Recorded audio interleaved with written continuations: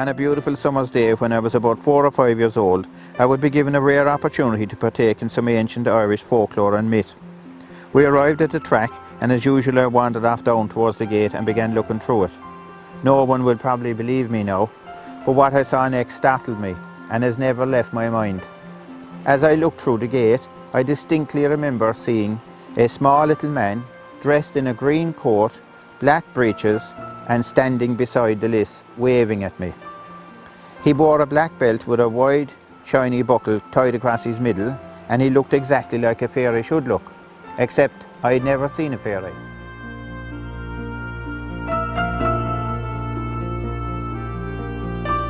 He asked me to look through what seemed like binoculars and make a butterfly go into a net. I suppose I also read an eye chart, but I'm not sure about it. This man seemed to be totally disinterested in me and never once smiled. Then he shouted, "Next!" It was Carol's turn then, and the same for Lil. All the while Mother sat patiently waiting the results, promising us a trip to Woolworths later on when we got our glasses. When these results came, they were shocking indeed. He coldly told her not to be bothered too much about our glasses or returning there again, because probably within 6 months all 3 of us would be blind.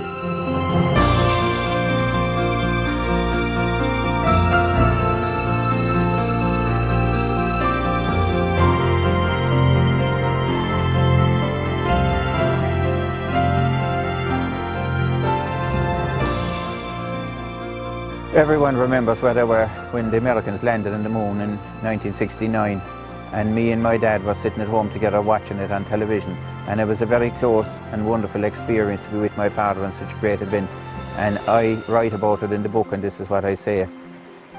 "The eagle has landed," came over the speaker. We both shook hands, and Father said, "'Tis a great day to be alive, John, and never forget it. Boys, oh boys, the Americans have done it."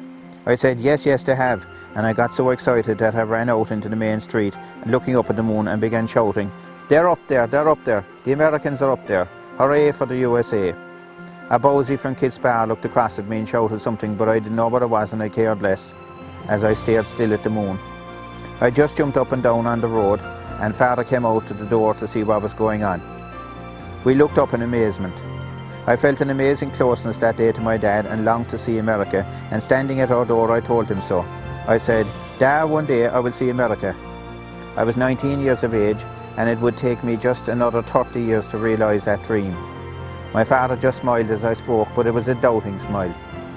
I think he felt sure that such a great country was beyond the reach of us Cals.